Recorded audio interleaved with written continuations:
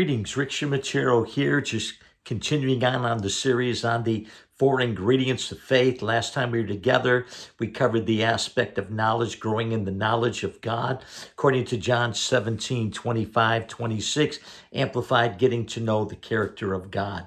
We also can see that the Apostle Paul's prayer were all written. You can look at the ones in Philippians 1:9, Colossians 1:9. Says, I pray for your love for each other that will overflow more and more, and you will keep on growing in your knowledge and understanding. Colossians 1:9 says, for this reason we also, says today, we do not cease to pray for you and ask that you might be filled with the knowledge of his will and all wisdom and spiritual understanding, that you may walk worthy of the Lord, fully pleasing, being fruitful in every good work and increasing in the knowledge of God. So again, we can see the importance of the foundational stone, number one, of having the proper acquaintance, the proper knowledge of God.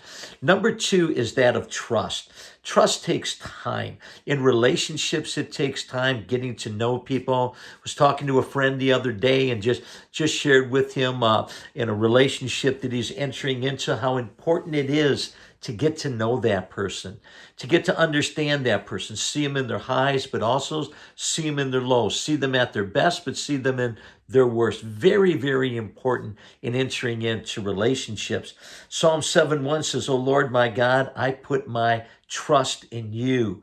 Proverbs 3:5 says, trust in the Lord with all your heart and lean not to what? To sway to your own understanding. So this trust comes through knowledge. Once we have the proper knowledge, we can begin to trust. You know, I look at these 30-some years, 34 years, or 33 and a half years that I've been married to Kathy, and I look at the trust that I have in her and the trust that she has in me. It just didn't happen off the start, but the more that we get to know one another, the more that we understand one another, the more that trust can grow and that trust can flourish.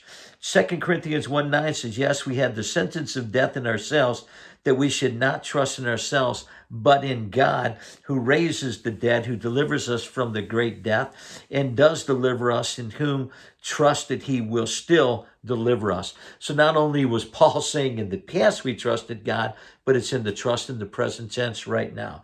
Then finally in 1 Timothy chapter 4:9, it said, this is a faithful saying and worthy of all acceptance. For to this end we both labor and suffer reproach, because we trust in the living God, who is the Savior of all men, especially of those who believe, and these things command and teach. So again, it's to trust not in a dead God, but in a living God. So if you want to have strong faith in God, then trust him. Get to know him. A lot of people are trying to trust his promises, stand out on his promises, speak his promise, and believe for the promises of God. But the greatest thing you can know is trust the one that had made those promises. Once you know the one that made the promises, and you know that he's faithful, you know that he's reliable, you know that he's trustworthy, you know that he's good, you know that he's for you, not against you. Once you know that, then whatever promises he says, you can operate and be effective in that.